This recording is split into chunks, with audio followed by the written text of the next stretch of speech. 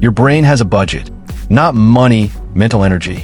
And if you're broke right now, you're probably spending it in the exact wrong places. See, wealthy people and poor people don't just have different bank accounts. They have different brains. Or more specifically, they spend their mental budget completely differently. In the next 15 minutes, I'm going to show you the 3 psychological traps that keep 90% of people stuck in poverty, even when they work harder than rich people. And more importantly, how to rewire your brain to escape them. Let's break down the psychology. So first, let me explain what I mean by brain budget. Your brain uses about 20% of your body's total energy. That's a lot. And just like your bank account, your brain has to decide how to spend that energy every single day. Psychologists call this cognitive load or decision fatigue. But I want you to think of it like this. You wake up with 100 units of mental energy. Every decision you make, every problem you solve, every worry you hold on to, it drains that battery. Now here's where it gets interesting. Poor people and wealthy people spend this mental budget on completely different things. And that difference? That's what keeps the poor poor and the rich getting richer. Let me show you exactly what I mean. Imagine you're living paycheck to paycheck. It's Thursday. Payday is Friday. You have $47 in your checking account. How many times do you check your bank account on Thursday? If you're broke, you might check it 5, 10, maybe 15 times. Not because the number will change, but because you're worried about it. Now, how much mental energy did you just burn? How many brain budget points did you spend on something that didn't change anything? This is what Princeton psychologist Eldar Schaffer calls the scarcity tax. When you don't have enough money, your brain becomes obsessed with money. It's in the background of every thought. Can I afford lunch today? What if my car breaks down? How am I going to pay rent next week? These aren't just thoughts. They're constant mental calculations running in the background, draining your cognitive battery. Schaffer and his colleague Senil Munathan did a study. They gave people IQ tests. But before the test, they showed one group their financial problems, bills, debts, expenses. The people who were reminded of money problems scored 13 points lower on the IQ test. Let me repeat that. Just thinking about money scarcity makes you temporarily dumber. You literally have less brain power to solve problems, make good decisions, or plan for the future. Meanwhile, what's a wealthy person doing on Thursday with $47 in their checking account? Nothing. They don't even know what's in their checking account because it doesn't matter. Their mental energy is free to focus on things that actually build wealth. So here's the brutal truth. Being poor makes you poorer. Not because poor people are stupid, but because poverty itself steals your mental energy. And that's just the first trap. The second trap is what I call decision debt. And this one sneaks up on you because it feels like you're being responsible. Let's say you need to buy toilet paper. If you're wealthy, you just buy it. Done. 30 seconds. 1 brain budget point spent. But if you're broke, you have to ask, which brand is cheaper? Should I go to a different store? Is there a coupon somewhere? Can I wait until it's on sale? What if I buy in bulk to save money? But can I afford bulk right now? One purchase, toilet paper, just became a 20-minute research project. And you haven't even bought it yet. This is decision debt. Every single small purchase requires enormous mental effort. Now multiply that by every decision you make in a day. Groceries, gas, which bills to pay first, whether you can afford to fix your car, or just pray it keeps running. By 2 p.m., your brain budget is empty.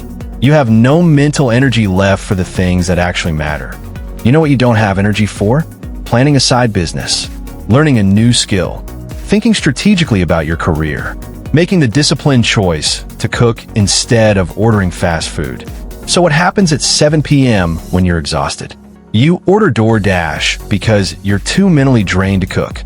You spend money you don't have because you spent all your brain budget just trying to save money. This is the decision debt spiral. Now, here's what wealthy people do differently. They eliminate small decisions. They automate everything. Subscriptions, standing orders, assistants, systems. They protect their brain budget for big decisions, the ones that actually build wealth. Should I invest in this opportunity? Should I hire this person? What's the 10-year strategy? Meanwhile, poor people spend their entire brain budget on toilet paper.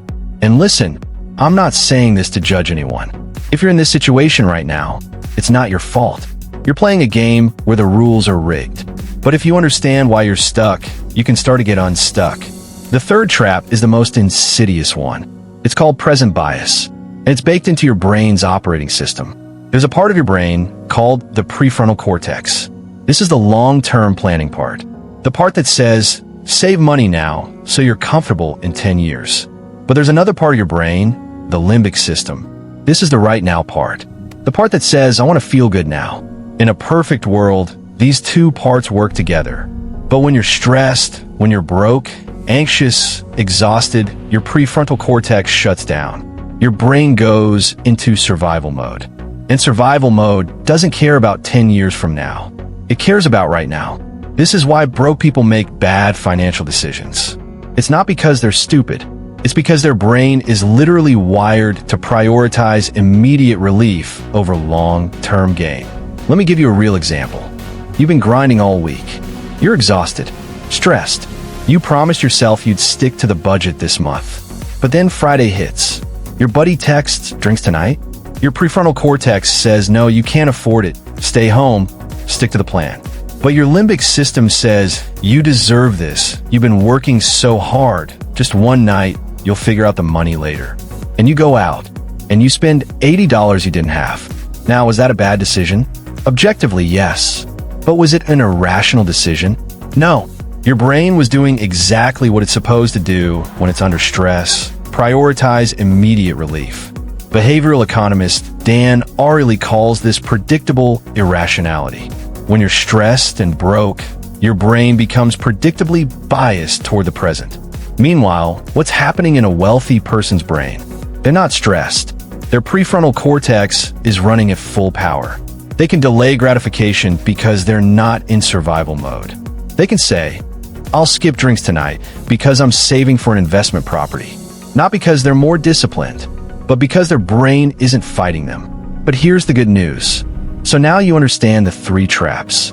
The scarcity tax, poverty steals your mental energy. The decision debt spiral, small decisions drain your brain budget. The present bias prison, stress locks you into short-term thinking. If you're stuck in one or all of these, you're not broken. You're not lazy. You're just fighting a psychological battle that most people don't even know exists. But now that you know, you can start to fight back. Here's how. Step 1, protect your brain budget. Your goal is to stop bleeding mental energy. Here's what you do. Automate ruthlessly. Set up automatic bill payments. Same day, every month. You never think about it again. Eliminate micro decisions. Eat the same breakfast every day. Wear a uniform, same style clothes. Buy the same brand of groceries. I know this sounds boring, but you know what's more boring? Being broke forever because you spent your brain budget deciding between Cheerios and Frosted Flakes. Create decision rules. If it costs less than $20, just buy it. Don't deliberate. If it costs more than $100, sleep on it for 48 hours. Simple rules eliminate decision debt. Step 2, build a mental energy buffer. Once you've stopped the bleeding, you need to build a buffer. Not a financial emergency fund first, a mental emergency fund. Sleep 7 to 8 hours. Non negociable. A tired brain is a broke brain. Move your body daily, even 20 minutes. Exercise literally recharges your prefrontal cortex. Cut out brain drains. Toxic people, doom scrolling, news addiction, anything that steals mental energy without giving back. I know what you're thinking. I don't have time for this. I'm working 2 jobs. That's exactly why you need this. You can't build wealth with an empty brain budget. Period. Step 3, redirect mental energy to wealth building. Now, and only now, are you ready to actually build wealth? Because now you have mental energy to learn a high-income skill, build a side business, think strategically about your career, make disciplined financial decisions. This is how you escape. Not by working harder. You're already working hard. But by working smarter, which is only possible when your brain has the energy to be smart. Remember the IQ study I mentioned?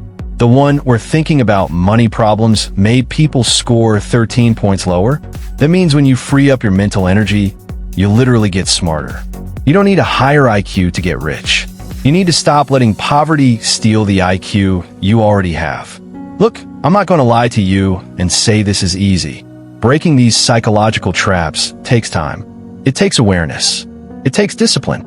But here's what I want you to understand. Every single wealthy person you admire, they're not smarter than you. They're not more talented. They're not more deserving. They just have their mental energy pointed in the right direction. And now you know how to point yours. Start small. Automate one bill this week. Make one decision rule. Get one extra hour of sleep. Every small step frees up brain budget. And every bit of brain budget you save is energy you can invest in building the life you actually want. The psychology of poverty is brutal, but the psychology of wealth, it's learnable. You just learned it. Now go rewire your brain. If this opened your eyes, hit that like button. It tells YouTube to show this to more people who need to see it. And drop a comment. Which of these 3 traps hit you the hardest? I read every single one. Next week, I'm breaking down the hidden psychology behind why you can't save money, even when you want to. It's not about willpower. Click here to watch. And if you want more psychology breakdowns like this, subscribe. I post every Saturday. See you next week.